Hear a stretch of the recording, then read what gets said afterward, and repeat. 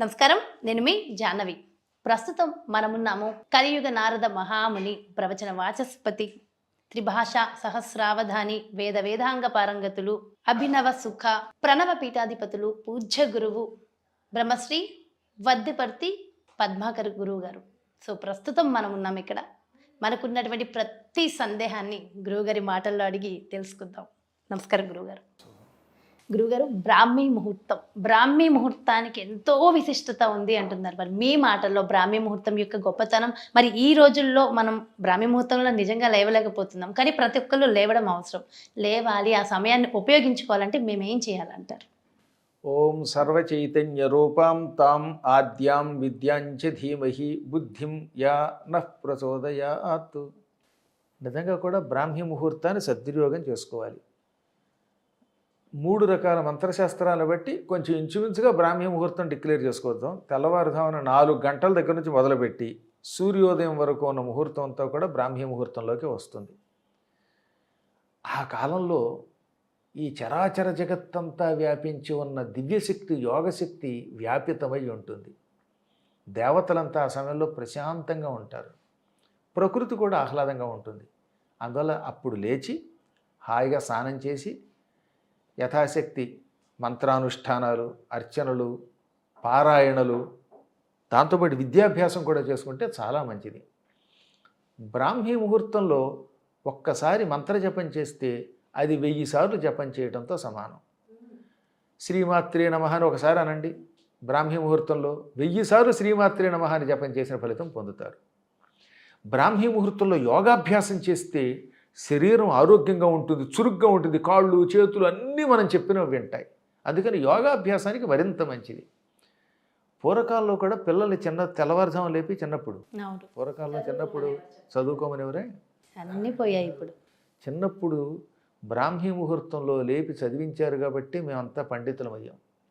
బ్రాహ్మీ ముహూర్తంలో అలా 1-2 సార్లు చదవడంతో గుర్తుండిపోతాయి. ఎన్ని వేల శ్లోకాలైనా, ఎన్ని ఎక్కాలైనా, ఎన్ని రకాలైన పద్యాలైనా, గణితమైనా మాకు వెంటనే గుర్తుండిపోయేవి.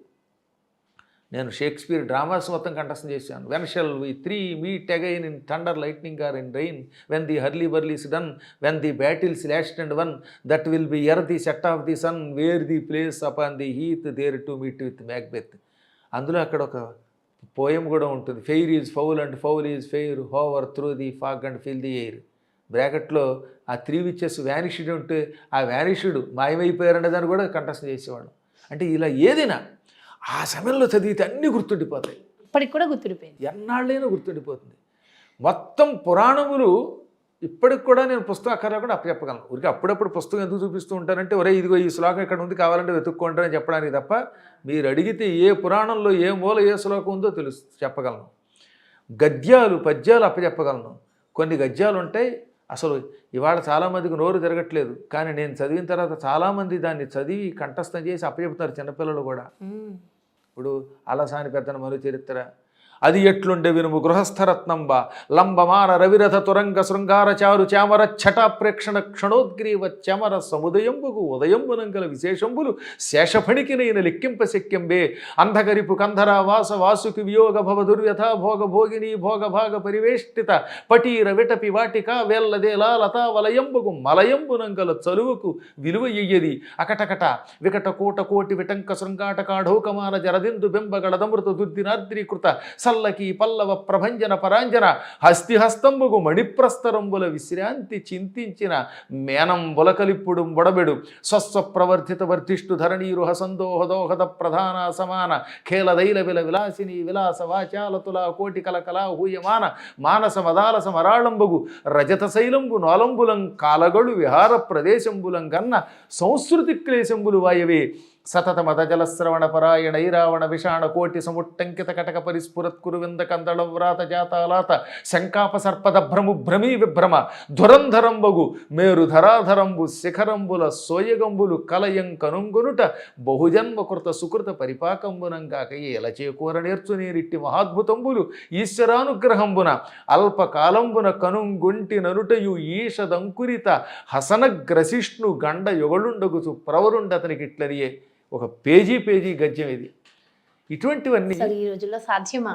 బ్రాహ్మీ ముహూర్తంలో చదివితే ఇవన్నీ గుర్తుంటాయి, అందుకు చెప్తాను అనమాట. బ్రాహ్మీ ముహూర్తంలో చదివితే ఆ చదువు స్థిరపడుతుంది, మంత్రానుష్ఠానం అపూర్వ ఫలితం ఇస్తుంది, యోగాభ్యాసం స్థిరపడుతుంది, యోగశక్తి వల్ల ఆరోగ్యం బాగుంటుంది. ఇలా ఒకటి కాదు, చాలా మంచిది. ఇంకోటి ఏంటంటే అసలు రాత్రి కాస్త పెందరాళ్ళే పడుకొని తెల్లవారుజామున లేచినటువంటి వాడు ఆ పూట ఉద్యోగంలో ఫ్రెష్గా ఉంటాడు. ఇవాళ రాత్రి 12 అయినా పడుకోవటం లేదు, 1 గంటైనా పడుకోవడం లేదు, ఇంక ఆ తెల్లవారుజామున సమయంలో భుజిస్తున్నా. అది మహాభయంకర. దానివల్ల అనారోగ్యం వస్తుంది. రాత్రి 9 దాటాక అన్నం తినకూడదు. ఆ అన్నం రాక్షసులు తినేవారు. అందుకే రాక్షసులు రాత్రిపూట తిరిగి నిశాచరులు అని పిలువబడతారన్నమాట. అలా తిరిగి దానివల్ల శరీరాన్ని ఎంత పెంచుకొని పాడైపోయి క్రూరత్వం పెంచుకుంటారు. అందువల్ల ఏ రకంగా చూసినా సరే అత్యంత పవిత్రమైన దేవతలు తిరిగేటటువంటి కాలంలో, ఆహ్లాదంగా మనస్సు ఉండే కాలంలో, మంత్రానుష్ఠానానికి తగిన ఫలితం ఇచ్చేటటువంటి కాలంలో బ్రాహ్మీ ముహూర్తంలో లేచి స్నానాదులు చేసుకుని జపతపాలు చేసుకుని తరించాలన్నమాట.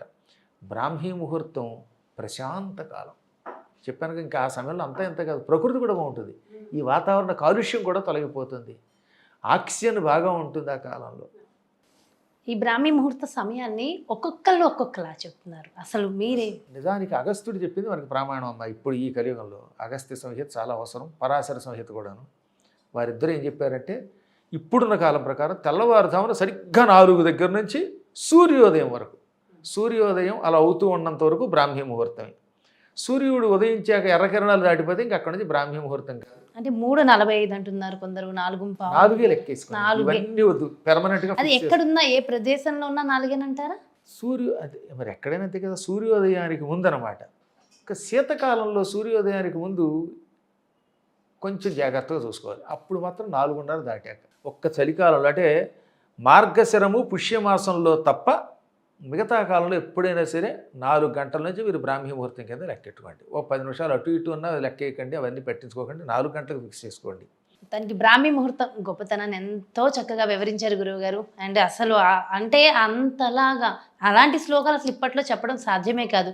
ఒక్కటి మరొక విషయం కూడా చెప్పాలమ్మా. అసలు బ్రాహ్మీ అనే శబ్దము అమ్మవారి ఒక దివ్య రూపం. సరస్వతిని బ్రాహ్మీ అంటారు. బ్రాహ్మీ అనే ఒక దివ్య రూపంతో జగన్మాత పరాభట్టారిక లలితాదేవి తిరుగుతూ ఉంటుంది. ఆవిడ వల్లే మన శరీరంలో మంచి మంచి ఆలోచనలు పడతాయి. బుద్ధిలో మంచి ఆలోచనలు పుట్టడం, శరీరం సరిగ్గా ప్రవర్తించడం, ఎలా కూర్చోవాలి, ఎలా తినాలి అనేవి అన్నీ కూడా బ్రాహ్మీదేవి యొక్క కటాక్షం వల్లే వస్తాయి. బ్రాహ్మీ ముహూర్తంలో లేచి ఆ దేవతని, సరస్వతీ దేవతను ఉపాసన చేస్తే మంచి ఆలోచన వస్తుంది, ప్రవర్తన బాగుంటుంది. అయితే ఒక్క శ్లోకం ఏమైనా ఉంటుంది, సహనం కూడా వస్తుంది, సందేహం లేకుండా. ఆ బ్రాహ్మీ దేవత గురించి ఒక మంత్రమే ఉన్నది. ఓం ఐం హ్రీం శ్రీం బ్రాహ్మ్యై నమః, ఓం ఐం హ్రీం శ్రీం బ్రాహ్మ్యై నమః. ఇదనమాట. ఈ మంత్రానుష్ఠానం చేస్తే మొట్టమొదటి ఏముంటుందని చెప్పాను, శరీరం ఆరోగ్యంగా ఉంటుంది, మనస్సు ప్రశాంతంగా ఉంటుంది. ఈ మధ్యన చికాకు ఎక్కువైపోతుంది అందరికీ, ఇంగ్లీష్లో ఇరిటేషన్ అంటున్నారు. దానివల్ల భార్యాభర్తల మధ్యలో తగాదాలు, తల్లిదండ్రులు పిల్లలు అందరి మధ్యలో యుద్ధాలు వస్తున్నాయి, అవన్నీ పోతాయి. అందువల్ల బ్రాహ్మీ దేవతను తప్పనిసరిగా ఉపాసించండి, బ్రాహ్మీ ముహూర్తంలో ఉపాసించండి. చాలా చాలా చాలా సంతోషం గురుగారు. ఎంతో చక్కటి విషయాలు తెలియజేశారు, విషయ పరిజ్ఞానాన్ని అందించారు. చాలా సంతోషం. నమస్కారం గురు. సో చూసారు కదండి బ్రాహ్మీ ముహూర్తం. మరి ఆ సమయాన్ని లేచి మనం ఏం చేయాలి, ఏ మంత్రాన్ని చదివితే ఆ రోజంతా మనకి బాగుంటుంది, ప్రతిరోజు కూడా ఉత్సాహంగా ఉల్లాసంగా ఎంత వయసు వస్తుందో మనం ఉండగలం, ఇవన్నీ కూడా ఎంతో చక్కగా వివరించారు కదా గురువుగారు. మరో చక్కటి కార్యక్రమంతో మళ్ళీ మీ ముందుకు వచ్చేస్తాను. నమస్కారం.